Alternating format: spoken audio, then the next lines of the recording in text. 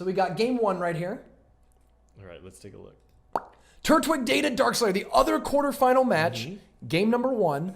Let's go ahead and throw up Bowler, I guess. I mean, we don't have a Rocket. I need to make a Rocket card now because Rocket's really made a comeback in the tournament meta. Yeah, absolutely. How does Triangle Defense work against this Rocket Mirror? Well, you definitely can't pump up twice. We know that much, right? Like, you're going to have to be able to... You get the 1 pump for sure, safely in the middle. It gets fireballed or whatever, but that might be okay.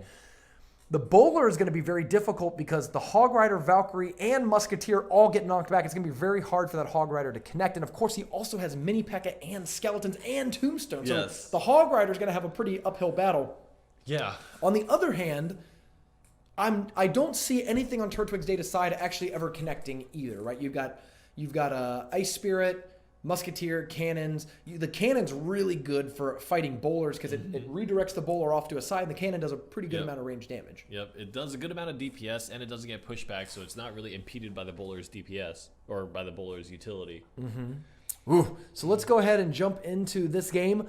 Rocket, who would have thought Mirror Rocket Cycle was the game was going to be such a popular deck. Like, already being in the top 4, he's made, the Reddit write-up, the YouTube stuff. He's already made a minimum $50 off of this Rocket Cycle deck. And I don't know too many players besides TurtwigData who would have the cojones to bring a Rocket Mirror deck into the most competitive tournament in Clash Royale. And right away, Darkslayer clearly has not been watching TurtwigData matches and drops that Elixir Collector right in the range of a Rocket. That's exactly how you don't want to start the game off, because given that Turtwig is trying to just get you exactly dead when he can, he's already 1 rocket ahead, right, in that race. Yep.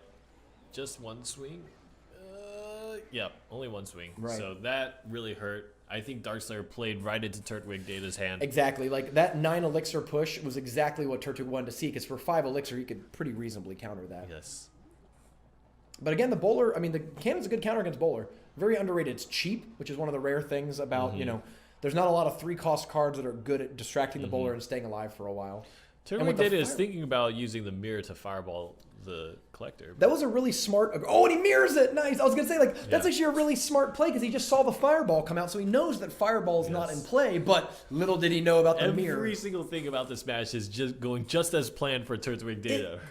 Is a 5 Elixir fireball a good play against the Elixir Collector, given that it only takes 4 pumps off? I mean, I guess if you're just trying to get any damage in there, it's not bad, but it's kind of a weird thing to mirror, right? I think he's just okay with hitting the tower. In any way, shape, or form, It's fine. He's not going to be punished for it, right? It's not really going to put him ahead in terms of the Elixir game, but he's not going to be punished for that damage. And that's really his source of damage. And really, the Bowler is the insurance policy that keeps you from getting punished like that, because I think there's a lot of ways in which Darkslayer's deck could punish TurtwigData. Oh no, is it going to get... No. It could punish TurtwigData, but it just doesn't, because they're all medium-sized units. If Darkslayer was playing something like Double Prince, like Bakalol did last week, we saw these rocket decks, these like spell cycle-y sort of decks, really get punished because the princes just come down and the Bowler can't bail you out. Turtwig actually switches sides after all that work because the ignored Bowler on the left got so much really damage caught out. up. Yeah. That's actually a downside of the spell cycle decks, though, is you really want to pick a tower and go for it. And, gross. Yeah, I think this situation is very dangerous for Darkslayer. 1 more fireball away, and... Oh, he misses. Oops. Oops. Yeah. Wow. Yeah, I think this is a very good situation for Turtwig, because just a spell and he's kind of in range of lethal. But actually, he's falling behind now. Darkslayer actually has really caught this game back up, because when TurtwigData switched sides to the other tower, he basically just lost 1,000 Elixir worth of spells on that side, and he has less than triple digits on his left side tower. Some of these pushes are getting through, especially with the poison and the hog are getting like 1 or 2 swings. That might be enough. I wonder... Yeah, okay. Yeah, this is tough. I actually wonder if he had been better off using the rocket to kill the Musketeer and then using using the fireball to finish it out. I think Darkslayer might know that he is dead in the water. 10 Elixir does it because, rocket plus fireball. Yep. He can either fireball or mirror rocket. Yeah, doesn't. And he opts for the mirror rocket just for the style points. Yeah. Interesting. Such an interesting... Like, the mirror with the spell cycle makes the spell cycle so much more dangerous. Wow. So, okay. So TurtwigData, no matter what happens for the rest of the match, TurtwigData's Rocket Cycle deck has not lost. Yeah. I mean, maybe it's lost an individual game here and there, I think, but it has won at least one game in every match that he's played. Yeah, he's gotten this far. He's won with both his decks. And just like Chicken Bob finished second last week, these Rocket decks are for real. Like, these defensive Rocket Cycle decks are not a joke. Like, not something you can sort of ignore or think is just going to go away. If you are sitting at home watching this, you got to figure out how your decks are going to deal with Rocket Cycle. All right, so the Darkslayer goes down, and he's going to switch to his Hog Rocket deck against TurtwigData's Crossbow deck with the Lumberjack and the Bowler. So we'll see how this goes. I mean, the Rocket is an instant answer to Expo, right? You can just Rocket every Expo. You don't have to worry about fighting and getting into the trades about it. And because TurtwigData doesn't really have too many other things that you'd want to Rocket, Darkslayer is free to just Rocket that Expo over and over again. Oh yeah, the bracket has spoiled the result. Oops. Why? Don't report games, people. Yeah, that's okay. Let's take a look. The how is just as important as the why. Yes, exactly. All right, 5 elixir push. Ooh, and I like the Ice Spirit there. Holds off the Lumberjack a little bit. That should get the Hog Rider at least 2 swings. It looks like 3. Ooh, 3, nice. Yeah. This is pretty good. Oh, and the Lumberjack comes back on defense. Oh, actually, I think it ran out of range of the rage. Yeah, I think that's actually good. I think you would rather pull it outside than let it come up. Ooh, and the good mini P.E.K.K.A swing there. Nice. So he's gonna get about 600 damage, I would say, with his crossbow. 700. There's 700. Yeah, it's about 700. Is that right? Yeah. 800. I don't know. My math. They're about tied though. I mean, they're less than 100 damage apart between the two. Almost actually exactly 90 damage separates the two.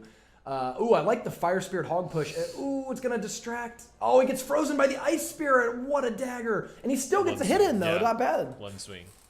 But again, the problem with the Bowler, or the problem playing against Bowler decks is not that you can't get damage. So you can get damage through on Bowlers. It's that usually the Bowler survives with quite a bit of health and only needs like anything in front of it, a giant and anything, to be a significant damage. And you have to spend some elixir to deal with it. He spent 3 on the cannon, which is okay. Yeah. It's an okay response. I think cannon is a pretty solid response to Bowler. I think Darkslayer is also struggling with when to use Rocket. Like what do you do right now? Like he's setting up for the crossbow exactly. When do you Rocket, right? Like I guess you drop the guards or the mini P.E.K.K.A. He's leaking elixir right now, which is not what you want to do. And I think the mini P.E.K.K.A might even get drugged to the middle. Oh wow, the Hog just jumped over the log. Yeah, Hog. Oh, really? Oh, that's right. He does jump over. Yeah, he jumped over the log. That was actually a decent enough push. We didn't get any damage through, so he spent 8 elixir to defend against, or defended by what, 6 or something on Turtwig's side. Oh, I don't know. I just feel like Darkslayer actually has that problem. Actually, here's exactly what Darkslayer's problem is in this game. And by the way, great Rocket. It's going to survive with just a little bit. That's exactly what you want. I mean, you take a little bit of damage, but that's fine. Yeah. The problem with Darkslayer's deck is he doesn't have any good way to invest elixir. Yes. So we talk about this a lot when we talk about deck building and that sort of stuff. Being able to invest your elixir, which is putting elixir on the board, but then having it like be used later, is super important because with TurtwigData, you see when he does it, right? He plays a Bowler behind his King Tower, or he plays an Inferno Tower on the board, and it's up to the opponent to like do something about that. Darkslayer, when he gets to 12, doesn't have anything to do. Like he just kind of goes like, I don't know. It does hit the Bowler! Wow, that's actually incredible value, and that might actually put Darkslayer into this game. Not great placement of the mini P.E.K.K.A. though, because it ended up taking a bowl shot.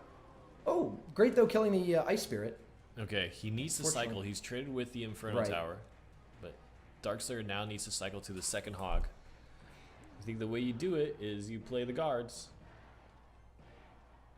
He's going to choose to play the cannon. Yeah, I like the cannon. Cannon's not the worst thing ever, because but it gives him easy fireballs. We've seen that a few times already. That the zap. No, it's not enough. Not going to do it. Log gets in there. Can he distract the Bowler? Oh no, but there's a crossbow coming. He doesn't. The Ice Spirit's going to do 100. Oh, the fireball takes it down. God, that was actually that was a lot closer than I thought it was going to be. Really, for sure. Like, actually, Darkslayer did a really good job, despite being, I think, deck-wise, his deck didn't match up very well.